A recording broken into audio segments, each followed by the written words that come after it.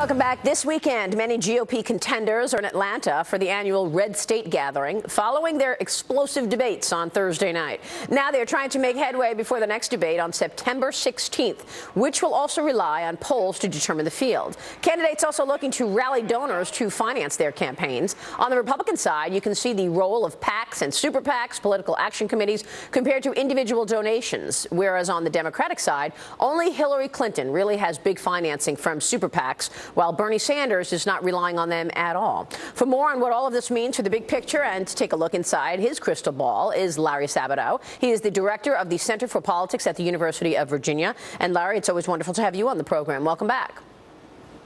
Thank you, Maria. So you've got new rankings of the GOP candidates by tier. Let's talk about that. Who do you think are the leading candidates at this point, post those two debates? Well, I'm actually leaving the top tier alone. It's Jeb Bush, Scott Walker, and Marco Rubio. But I'm also watching John Kasich. You know, if you look at that debate, the main debate, you see that John Kasich did very well and Marco Rubio did very well. I think they were the two big winners of the debate. And then the other debate, you have to add Carly Fiorina. But she has yet to really gear up her fundraising, and she has to get in one of the primetime debates. We'll see whether she can get in that second one in mid-September. So debates ought to shuffle the tiers to a certain degree, and tentatively, I would say it has.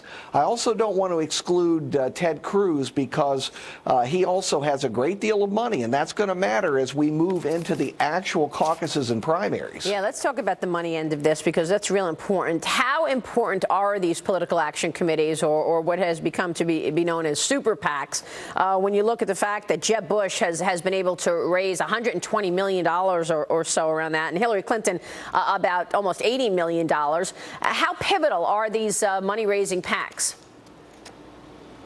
They're very important. Look, the first thing you need to know is there are virtually no rules anymore in campaign finance. There are paper rules, but there's always a way around them, and you can raise whatever you want, as much as you want, from individuals, from groups. There are ways to do it, and they do it. Now, when we actually get to the run-up to Iowa and New Hampshire and South Carolina and Nevada, the critical first four states that occur in February, you're going to see how much these fundraising totals matter. And there are candidates who've got to try and catch up to the leaders like Bush and Cruz and Walker and Rubio. They've got to catch up. That includes John Kasich. He had a great performance at the debate, but he's got to follow it up by raising a lot of money, and it's not easy. Yeah, so let's get back to that because you mentioned Carly Fiorina. She really knocked it out of the park in that first debate. You also mentioned John Kasich, who obviously did very well in the second debate, as did Marco Rubio.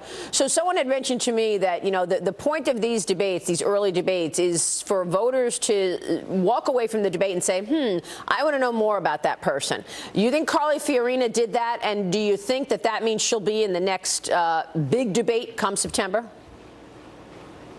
Carly Fiorina was the headline from the first debate. Her problem is only 6 million people watched it. Actually, 6 million is an incredible total for any primary debate. It's just that 24 million watched the prime time debate, which is an all-time record. It's shattered all records for primary debates. So the good news for Carly Fiorina is she has been included in virtually every discussion that I've seen on TV about the debate.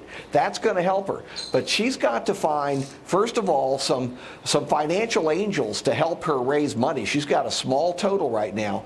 And second, she has got to find ways to continue this momentum so she's in the headlines and she gets some additional points in public opinion polls, because once again, the second debate's participants are going to be determined by the public opinion rankings. Right. Well, let me ask you, I mean, it's no surprise that John Kasich did so well. He's got a great record to stand on in Ohio. You also have a good record from Jeb Bush in Florida.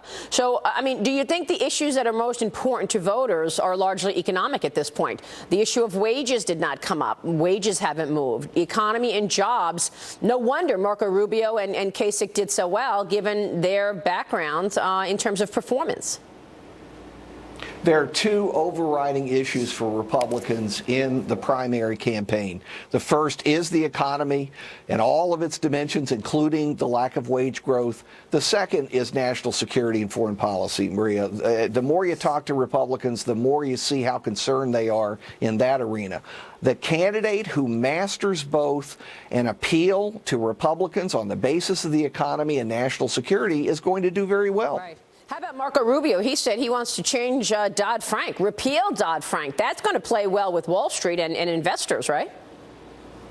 Yes, and I'll be interested to see whether it improves his financial take, his campaign fundraising. Now, he's done pretty well, right, but he's not in the same ballpark as Jeb Bush, for example. Yeah. Larry, good to have you on the program this morning. Thanks so much. Thanks, Maria. We'll see you soon. Larry Sabato there. President Obama looking at the Iran nuclear deal as the crowning achievement of his foreign policy legacy. But will the floodgates of Democratic opposition now open up after two top Democratic lawmakers said they will not vote for it? The impact on the deal's fate as we look ahead this morning on Sunday Morning Futures. That's next.